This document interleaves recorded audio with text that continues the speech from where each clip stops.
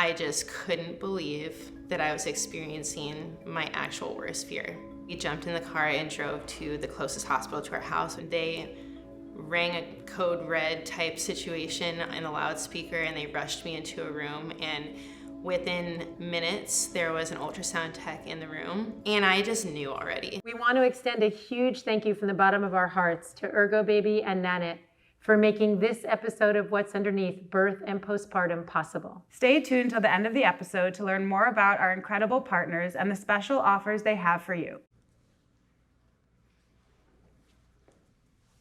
Can you talk about what your style says about you? I was always confident in the clothes that I wore, but they were always very uncomfortable. Really tight Daisy Duke shorts, really tight vintage dresses. I felt most validated when I was receiving attention for being sexy. That definitely came on after my sexual abuse. I just think I was trying to gain control over situations by seeking out those situations with men. I'm not dressing that way anymore, but I also grew out my armpit hair and stopped wearing makeup, kind of let all of that go and just live as my natural self. That is just what makes me feel most comfortable now. Can you talk about assumptions that people make about you based on your appearance? I've been called a slut a lot in my life, especially growing up in the church. I was never allowed to wear any kind of shorts or anything because my legs were always sexualized. No matter what I was wearing, people sexualized my body just because of my body type and have assumed those kinds of things about me. First of all, being promiscuous I don't think is a bad thing. What is that? I have sex, what Right. is a big deal? If just showing my body makes someone think something negatively of me, then that's their problem. It's never really bothered me. Can you talk about what has been your biggest struggle? A big struggle of mine would maybe be resentment. Obviously, I would never want anyone to experience the loss of a child. I would never wish that on anyone. But I find myself, especially when I see families who have 2 boys and a girl, where it literally looks like what I should have, I struggle with just anger that I don't have that, and that I am forced to live the rest of my life having to have a family that's not whole, and it never will be, no matter how many kids I have.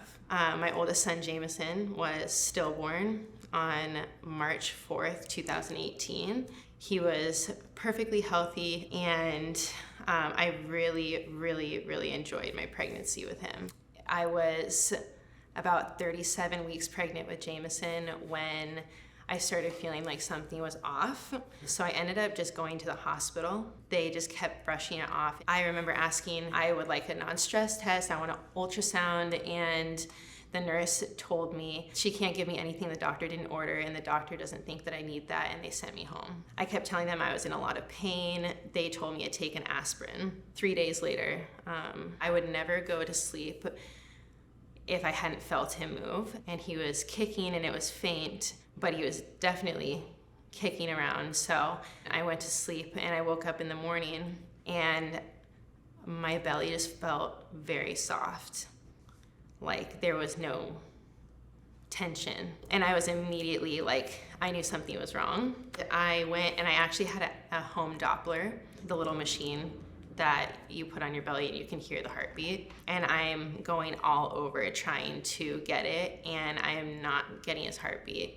We kind of started to panic once we couldn't find the heartbeat, and we kind of started aggressively pushing on my belly, trying to wake him. Maybe he had moved positions, and I pushed on him super hard, and his foot, the heel of his foot, appeared right at the top of my abdomen. He would always respond to our touch, always, and he would not move, and his foot was just dead weight.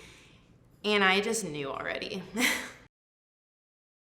We jumped in the car and drove to the closest hospital to our house, ran into the maternity ward, and I told them, my baby's not moving, not responding. I couldn't find a heartbeat. They rang a code red type situation in a loudspeaker, and they rushed me into a room, and within minutes there was an ultrasound tech in the room, and the doctor looked over it for about 30 seconds and then said, "I'm sorry, there's no heartbeat. I think you're experiencing a stillborn." I just couldn't believe that I was experiencing my actual worst fear. I called a very close friend of mine who is a midwife, and her daughter is my best friend, and I told them what had happened. They were at the hospital within 5 minutes. We had a plan of going home, packing our bags, and immediately leaving and going to the hospital where I was always planning on giving birth to be induced. And I spent the next half hour at our house, and I just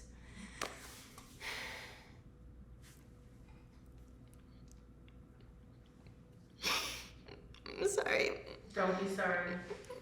Nothing to be sorry about. I can't ever softly cry about this. Do you want it to be? But I just spent the next half hour just laying with him. I just wanted to cherish those last moments where I was pregnant. I just wanted that last moment of peace before I had to go be induced and experience childbirth, just to have to hold my dead baby. Our friends drove us to the hospital. I spent the next 30 hours in labor at the hospital, and it was probably the worst birth experience I could have even imagined. I was in too much anguish to even comprehend severe physical pain. So I immediately requested an epidural, but I have had 3 major back surgeries. The anesthesiologist came in, tried multiple times to give me an epidural, and he was just sticking the needle in over and over, trying to find a spot. He eventually said, "I'm gonna need to stop. It's a possibility that I could have just punctured your kidney. We're gonna need to now monitor you just in case you have internal bleeding." Oh my God.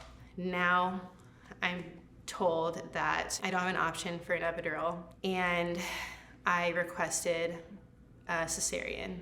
My midwife told me that it was not an option for me. They only resort to cesareans at this hospital if the baby is in danger, and my baby is not ever going to be in danger because he's already dead. She said at this point a cesarean would only be more dangerous for you, and at that point I should have just left. I would have had a completely different experience at a different hospital. In the middle of being in a very, very intense contraction, the respiratory team came in and did not know that I was having a stillborn, and came in super loud and chipper and was like, "Hey," talking to me like I was just there to have a baby, being really inappropriate. I hadn't even cried yet. And in that moment, I start uncontrollably sobbing, and that was my point where I was fully accepting what was happening.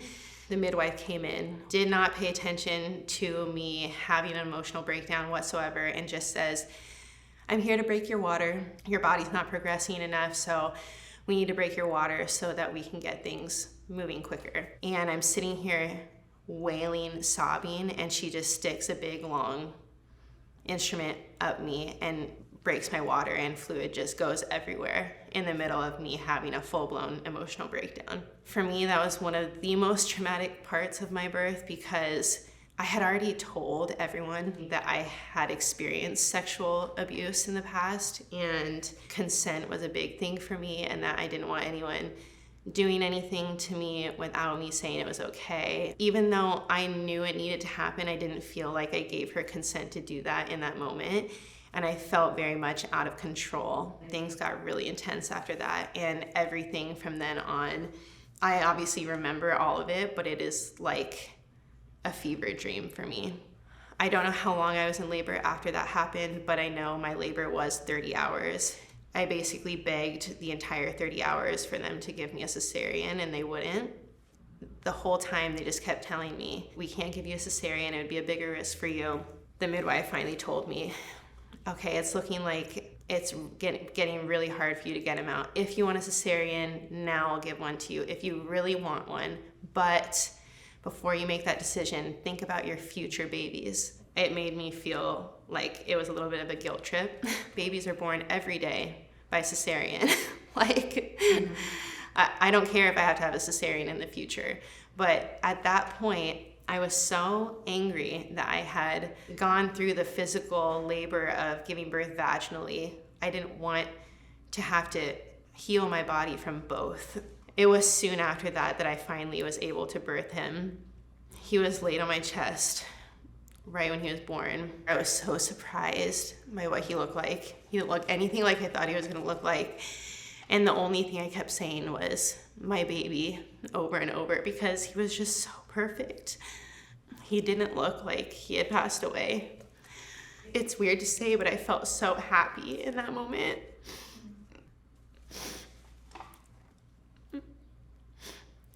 Just to see him right after he was born, the midwife said, I have another patient giving birth in the room next to you. I'm gonna go catch her baby really quick and I'll be back. What they didn't know was that I was about to hemorrhage bad. The nurses who were there did not have the authority to stop the bleeding with medication. They were just sitting there holding the medication because they couldn't give it to me. And they just kept saying, we can't give her any medication because we can't order it. The doctor has to order it before you administer it. It got severe really fast. The whole table was full of blood and it was pooling onto the ground. My amazing friend who was there with me, who is a midwife, jumped on top of the table and she applied all of her body weight to my uterus with her hands and was manually making it contract and trying to keep me from bleeding out. She's very experienced, so she knew what to do in a situation. And I just looked up at her.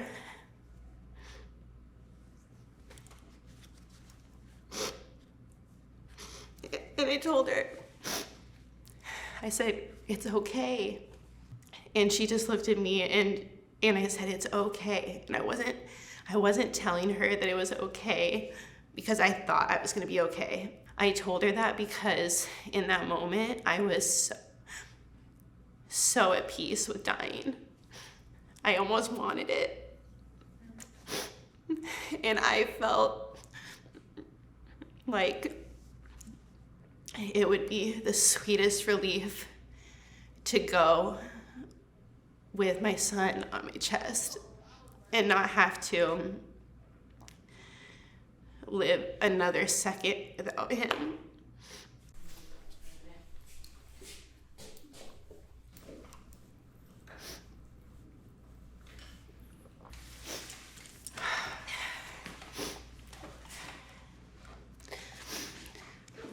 So I genuinely think that she saved me those couple minutes. When the midwife finally came back in, everyone was rushing so fast to open these suppositories that they had to give me. They were turning up the Pitocin as high as they could. They were giving me shots in my leg, so I was receiving 3 different types of medication at the same time to try to stop the bleeding. And the bleeding did stop. You know, the calm after the storm type thing. That was kind of like the energy in the room. And I spent the next 15 hours with Jameson. We slept for a few hours and we were discharged in the morning. They probably would have given me more time had I asked for it, but in the moment, I couldn't handle seeing him change. Even though I never wanted to say goodbye, I just wanted to remember him looking like him. And so we chose to leave at the earliest we could, and sometimes I regret that. We laid him down in the bassinet before he left, and I asked one of the midwives if she would stay with him. I couldn't bear like leaving him in the room by himself. And we left.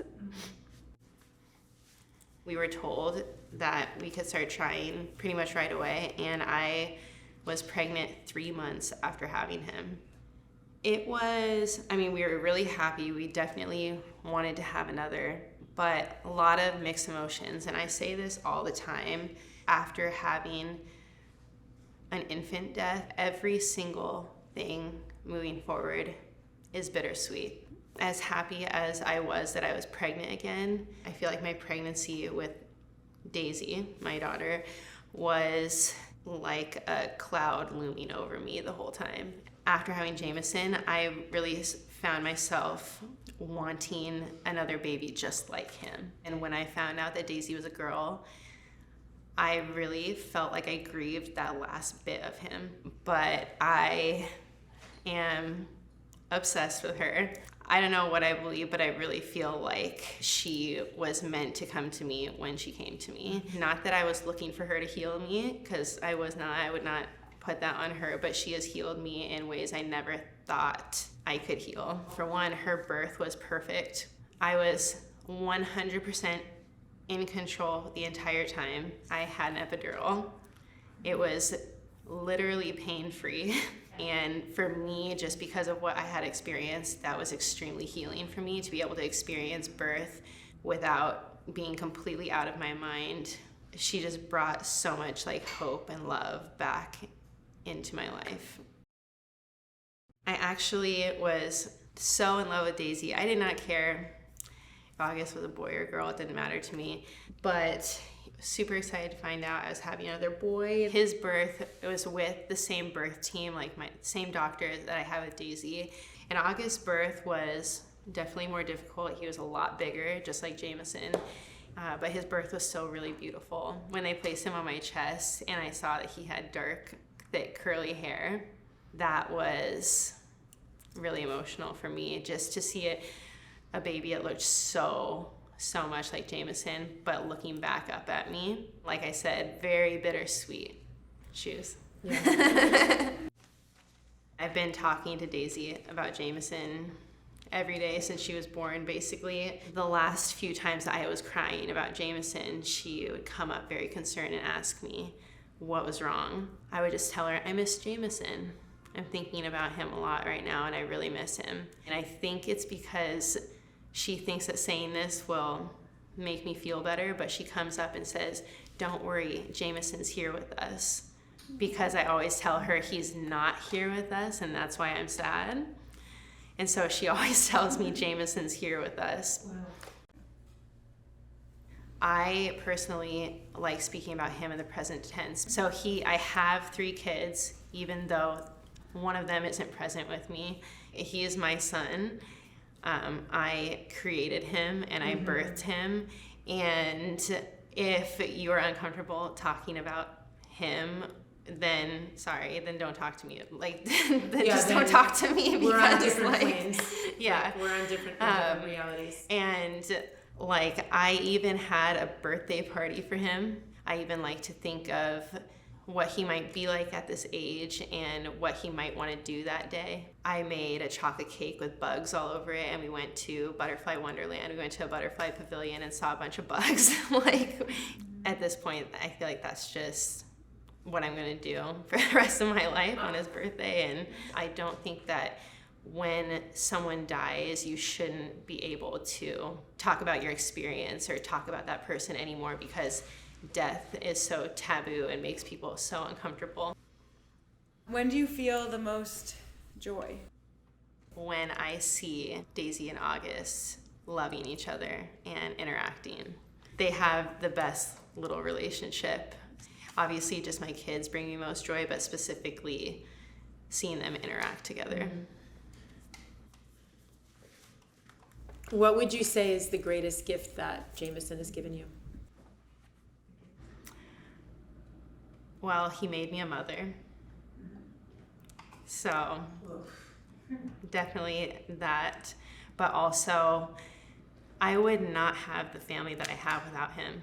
If I could take something really positive away from the grief that I've experienced of losing a child, it's that I can support other people. I think I really do want to be a bereavement doula specifically. I had that at my birth with Jameson. I don't know how I could have survived that without the two women that came and supported me, and I would love to be able to give that to other people who are experiencing something like infant loss eventually when I'm ready for that. We're just so lucky to be able to have you have the courage to be this honest and share yourself like this. I am so grateful that you guys wanted to hear his story.